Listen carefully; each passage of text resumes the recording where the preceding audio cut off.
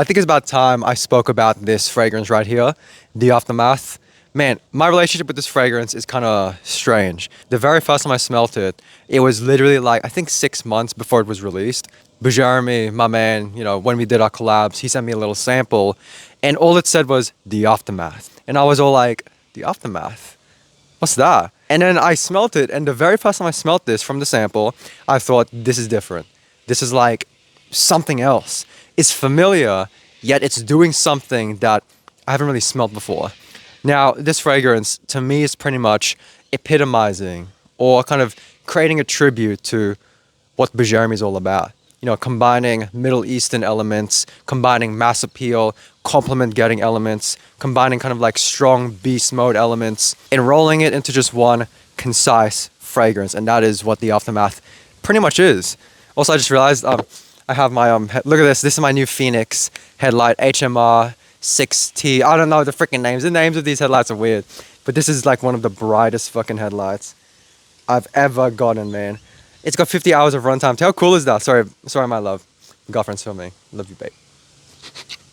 Anyways. So what does this smell like and what do I think of it? Let me give you all my thoughts about it. This is basically kind of in the same family as Aventus. Now don't get your horses up, bro. A lot of people, they say, oh, it's just an Aventus clone. It's just inspired by Aventus. It's not. It's kind of like how Cedar Boise, Aventus, and maybe something like Ioko I-40 or whatever that's called. They're all in the same family of fragrances where it's taking a fruity bright element, a dark smoky woody element, and some kind of leathery, musky, ambergris element. With Cedar Boise, it's got the fruity lemon, it's got the cedarwood, and it's got the kind of leather. With Aventus, it's all about, of course, the pineapple, the bright, fruity pineapple, the kind of ambergris and ambroxan thing, and birch. With this, it's pretty much toffee apple with ambergris and smoky, incensey, steamy woods. There's so much to this fragrance I can just break down. Let's go sit down. Let's go sit down. Oh, there's bud shit there.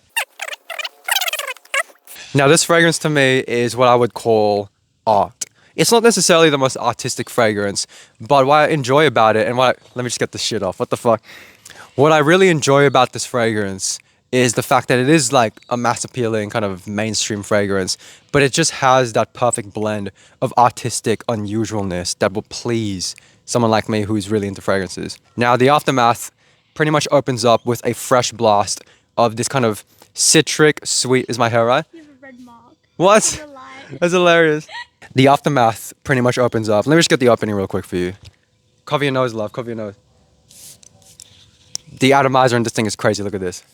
That's freaking crazy. I'm so sorry, my love. It's pretty strong stuff. What do you think of it, love? It's pretty strong, isn't it? Strong. Say, what do you say? Strong. So this to me, the damn cockatoos, Australian birds, man. My girlfriend always says, Marika always says, like birds overseas are like, "Burr, burr, burr, burr," like beautiful chirpy sounds, and Australian birds are like, "Rah!" It's so true, though. It's so true. So this fragrance opens up with a fresh blast of like a juicy, sweet, syrupy pineapple, apple, and other kind of like fruity elements. I mainly just get the apple and pineapple, right? But immediately, there's a contrasting element of some kind of smoky, incensey cedarwood. It's almost like you took a cedarwood sauna, but the wood isn't treated. It's still got the natural oils of the cedarwood just sitting there. And you have steam coming up all throughout it. And you just smell the essence of that cedarwood. I don't necessarily know if it is cedarwood.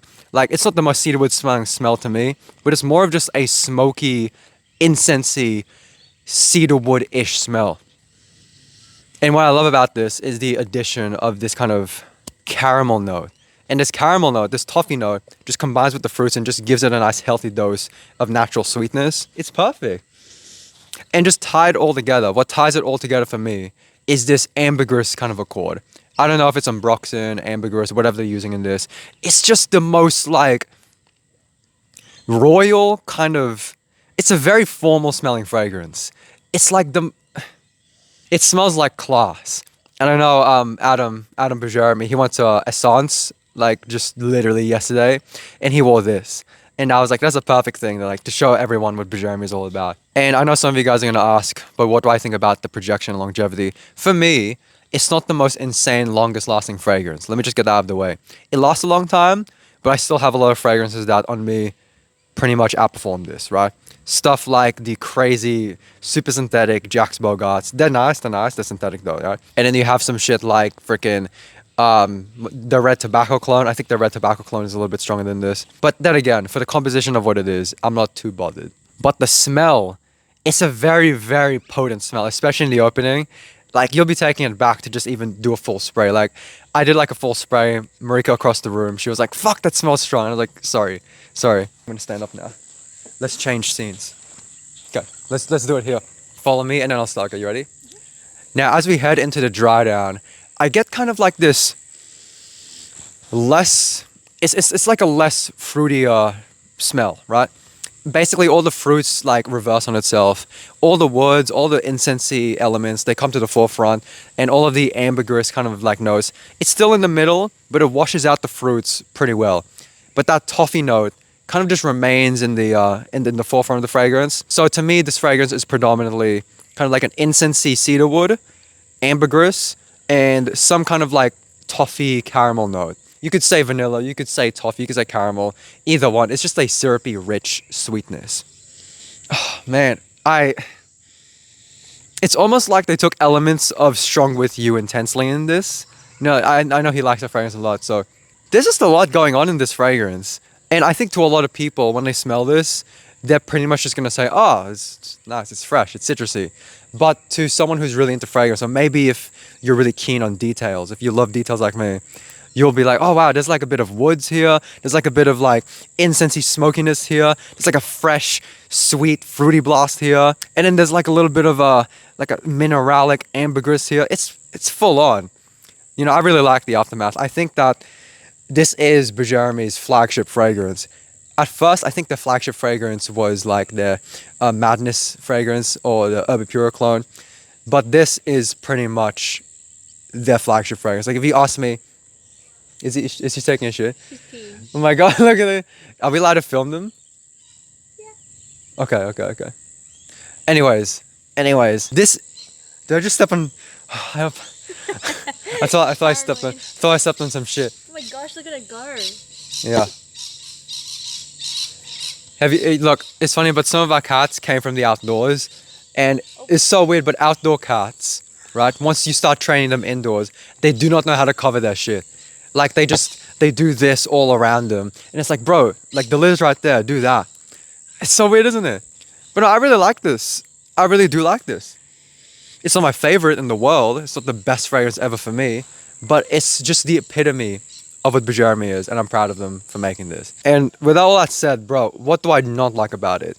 The only thing I don't like about the Aftermath for me is it's one of those fragrances where if you smell it too much, it does become pretty like blurred. Like if I smell this too much, it's not happening right now, right? But if I smell it too much, the kind of toffee notes and the ambergris accords and whatever, they all kind of mash together. And when they all mash together, it does become hard to kind of decipher what it's trying to be. I don't know if that's just me. I don't know if other people get that, but for me, I'm looking to the side right now. Some people think I have a script. Don't have. Look, that's what's at the side right now. Anyways, it's all in here, bro. It's all in here. This is trustworthy, even though I'm forgetful sometimes. But you know, that's my only issue with the fragrance. I think for what it's trying to be, it does it really, really, really well. And I'm just glad it's on Fragrantica. Like, you know, this is one of the few fragrances on Fragrantica. All right, guys. I think I'm gonna end the video here, but I just want to share with you something. You guys remember in high school? In high school, we would take $2 coins. I don't know if you guys are in Australia, right? But we have $2 coins here, right? $2 coin. We would super glue it onto the footpath where there was a lot of traffic, and we would see so many motherfuckers walk up to it and do this. You ready? This is the coin. Well, I can't do that with that. It's a Bajermi fragrance. We'll do this, right? That's a coin, and they would literally do this. And I was like, that's hilarious. You know how funny that shit was? If you're still in high school, please do me a favor. Let me live vicariously through you. Is that how it said? Let me live vicariously through you and fucking super glue coins on the floor record them, and post it and tag me, because that would be the funniest shit ever. But Jeremy the Aftermath, I love it. Peace out, mofos. It's your man Rivera Edge. I'll see you later.